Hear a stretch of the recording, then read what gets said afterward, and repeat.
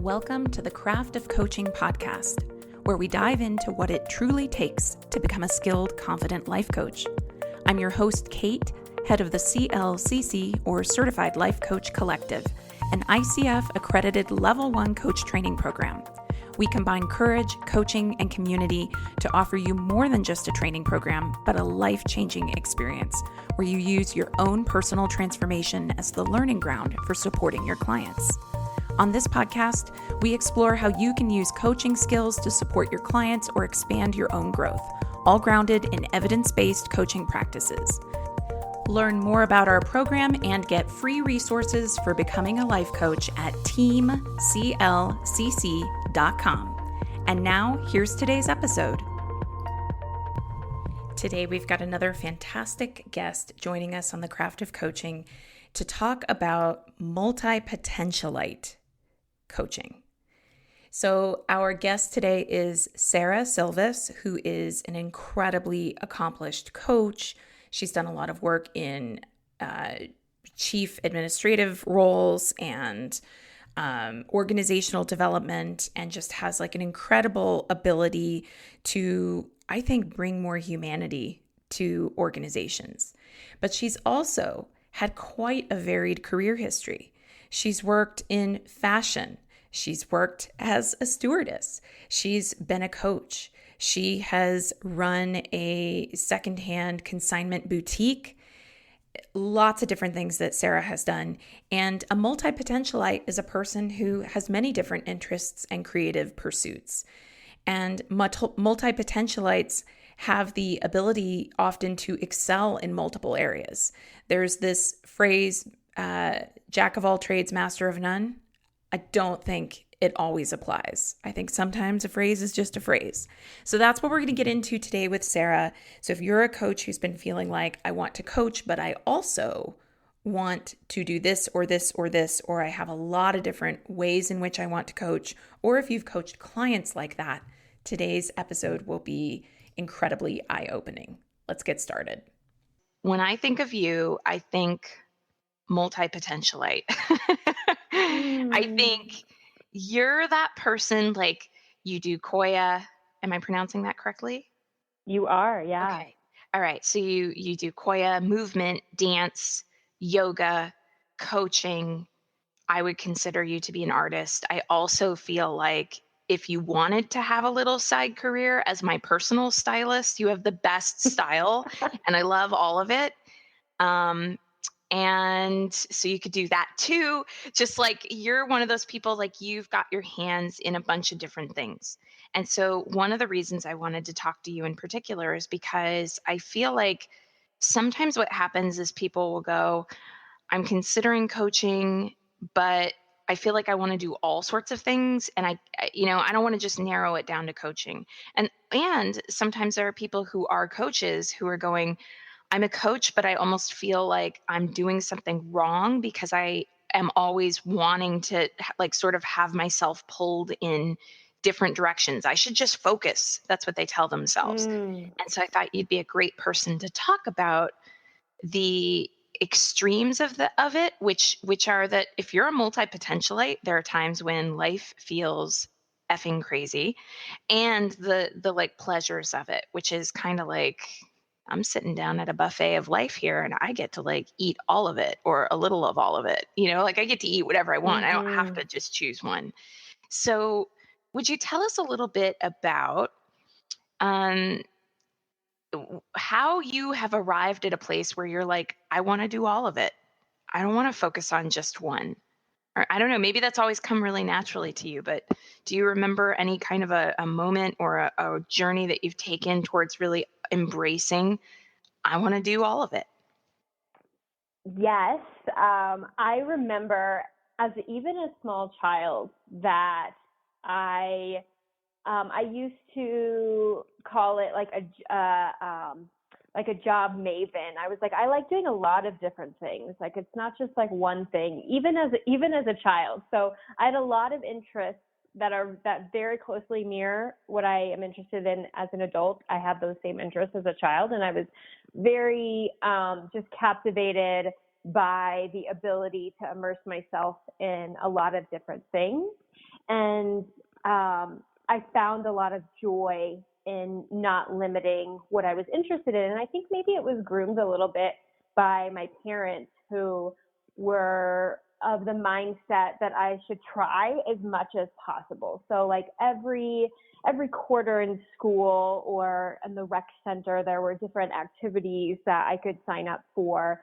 And they really encouraged me to try something different almost every single time until I found the things that I really loved.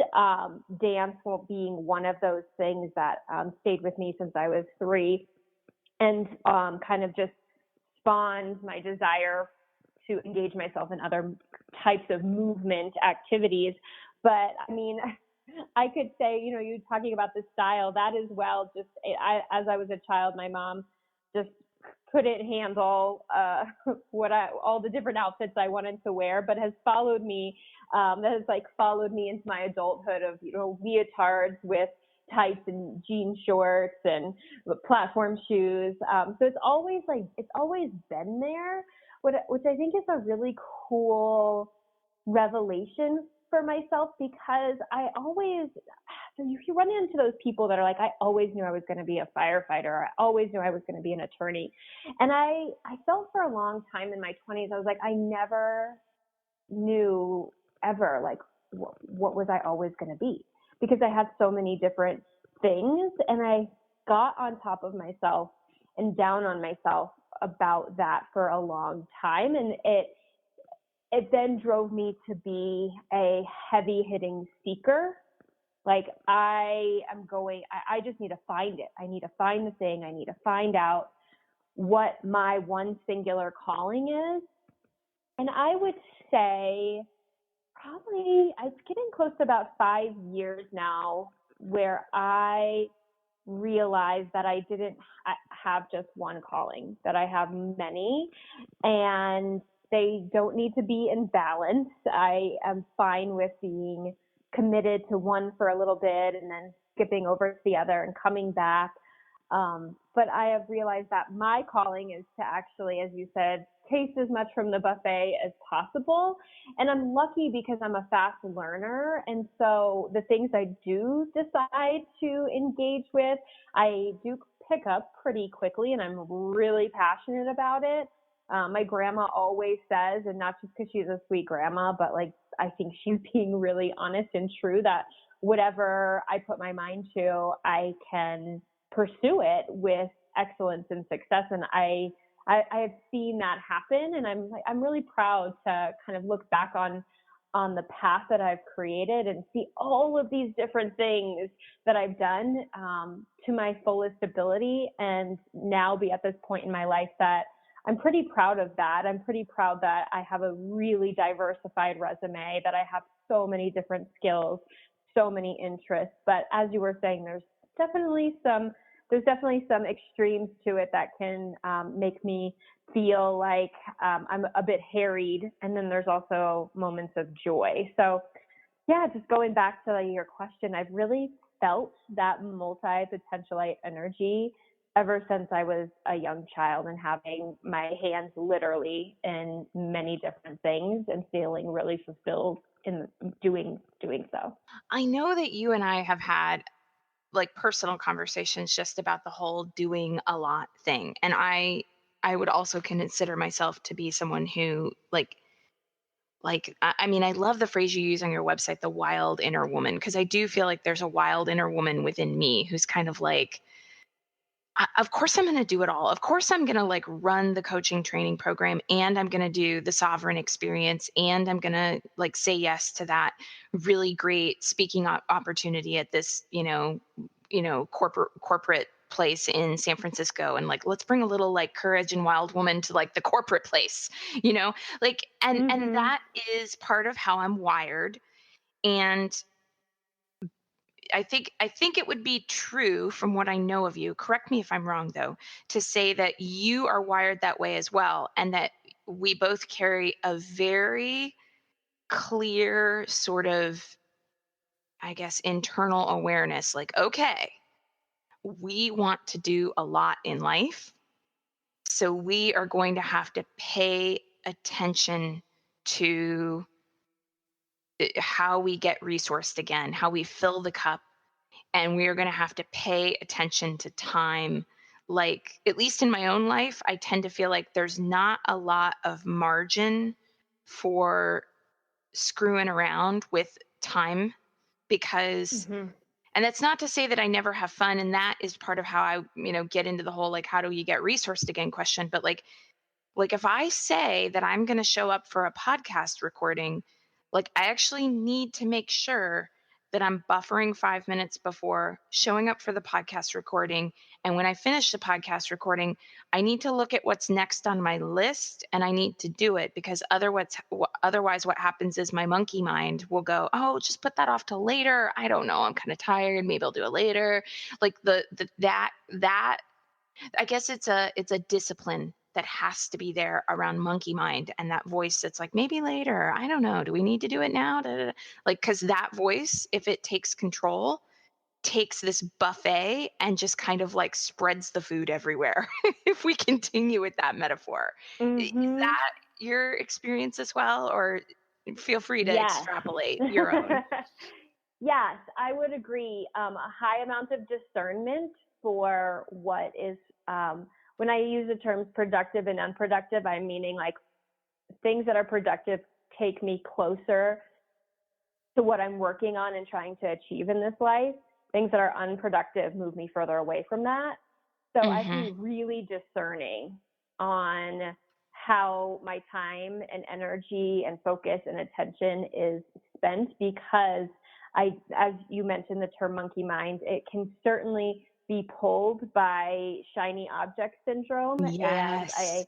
that's absolutely something that you talk about in your work and as one of the kind of inner struggles of the saboteur. And I would say that when I was mentioning earlier that seeker in me that wasn't reined in was very much a victim of the saboteur because it was I was being pulled willy-nilly in many different directions and not being discerning, not being decisive, not having a plan in place and structures in place to appease all of these different interests of mine. So it felt like nothing was happening. It felt like I was spinning my wheels because it was just me going from one thing to the next with blinders on. And now I have absolutely learned certain tools, mindfulness practices, and also getting really clear with myself on what it is that I am trying to do, trying to achieve, how I'm trying to serve, how I'm trying to show up, and using those as a litmus test for what I'm investing myself into. I think the word just came to me listening to your beautiful description of this. It's the awareness that I was referring to a moment ago that you and I are having is intentionality around time. Like Oh, like if I'm going to mm-hmm. piss away an hour on Facebook, knowing that that hour, like especially being a mom, like I have limited work hours.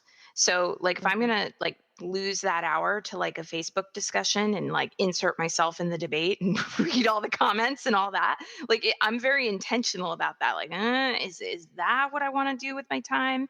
Is this important enough for me to say something about, or is it just like, you know what, I just need to pull back here. Like this is not what I want to be doing right now. um anyway, I feel like that's a piece of it, this intentionality that has to enter to sort of tame the the wildness, I guess you could say. Like, and that might sound kind of strange, like taming the wildness, but it's like the even wildness needs something of a container. Absolutely. I have a couple things on my mind right now, like two different directions. One is just a little bit of a blip based on what you were just saying. And it was in relationship to being on Facebook. And I'm just going to kind of like take that example and run with it for a Totally. minute. Um, for me, I know that I can very much get stuck in that loop. And so of being on social media and potentially using time on there that is not productive for me. And so I absolutely set some boundaries around how I choose to participate and how I choose to engage. And I also, the biggest tool that I have recently engaged in is delegation to Mm, folks that help me with being on and online and being an online presence and helping support me in that sense and helping support me in my marketing efforts and connecting with others in multiple networking ways. So I think it's absolutely imperative for folks that are multi-potentialites to have a almost like a team around them that they can delegate to when something might become too much of a distraction or it's not necessarily in my wheelhouse, but absolutely imperative to running a business. So yeah, I just wanted to hit on that point that delegation when you have a lot going on and you're interested in many different avenues is imperative. hmm hmm Yeah. I think that's really true. Um, It's a hard thing for me, actually. I don't know if it is for okay. you or if it was at the beginning, but for sure, it's a skill set that yeah, it's it's been a harder thing for me. Sure. And it is hard. And I think it goes back to that sense of like, I want to do it all and doing it all. It's hard to separate doing literally it all and doing like what it is you're really interested in. So I think for me, it's like, okay, I want to do my all, and my all, like running a business means that there's all these things like marketing and finance and setting up appointments. But does that mean that I have to do all the aspects within the business, or can I really just run the business? So that's that's a constant question that I'm asking myself when it comes to delegation. Is like I can still do what I want to do, but that does mean that there are limited hours in the day and energy and where I need to direct myself, and that then leads me down the path of delegation. Okay, so let's get into like a client based kind of a question because with the Craft of Coaching podcast, one of the things that I want to try to do is give listeners who are coaches a sense of like what is the craft that goes into this. And so I'm wondering, like, if you get a client who's showing up very much like at a first session, like you show up, like I show up when we're stuck around this stuff in that kind of a place, what do you see as an entry point for beginning your work with them? Like, obviously, there are multiple entry points, and there's a whole breadth of work that you would do with that client over the course of time to really get them back to that place where they can, have the buffet, but not have it feel quite so overwhelming. But what's your Mhm. favorite entry point for helping a client at the beginning of a relationship? Yeah, great question.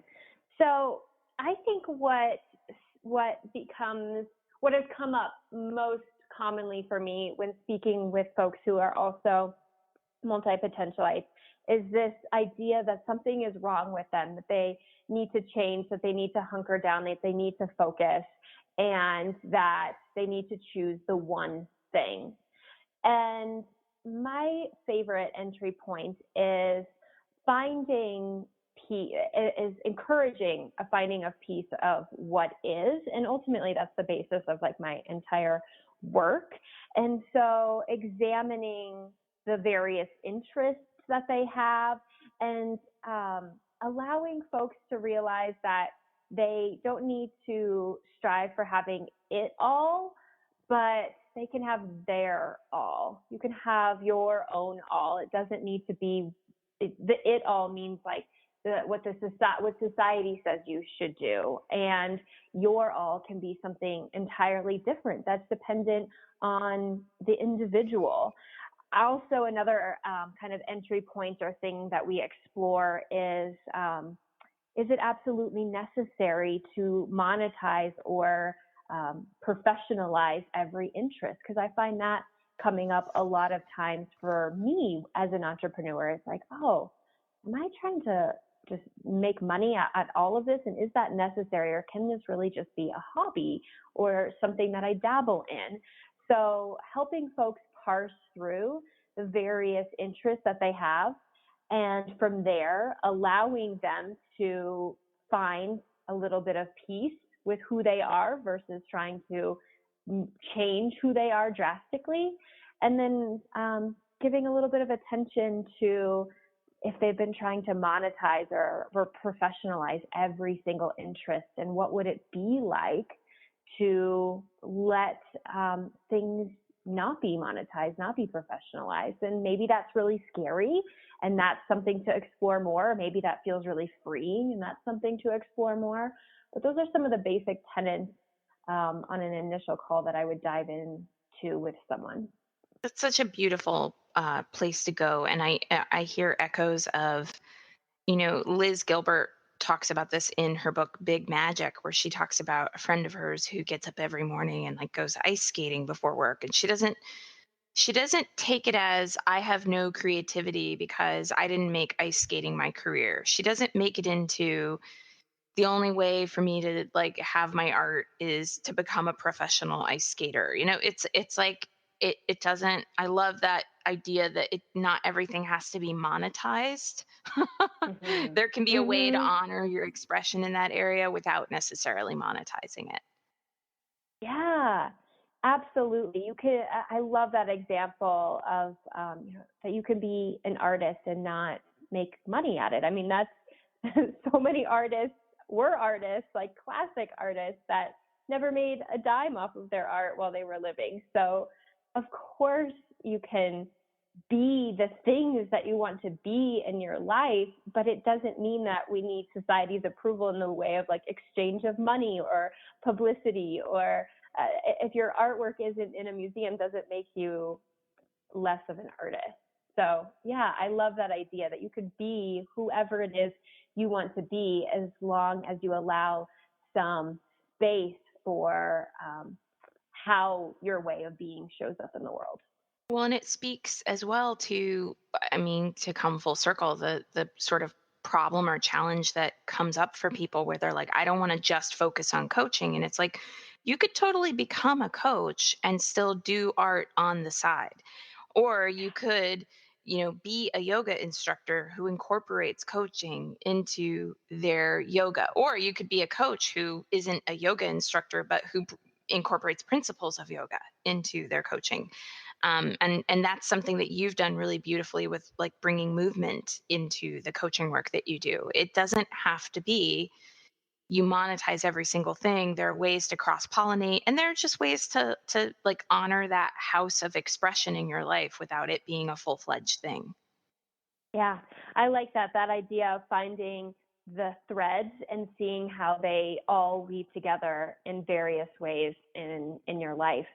Yeah, like many different interests have so many possibilities weaving together. My experience with coaching has been just so amazing in how it relates to the restorative justice facilitation work that I do.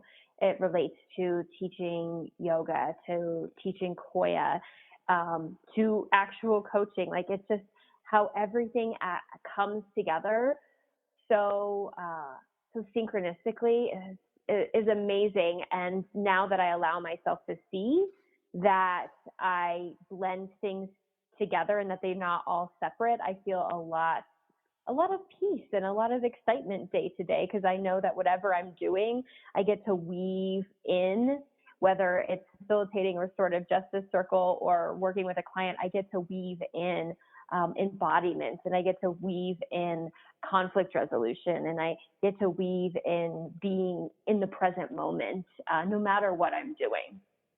I love it.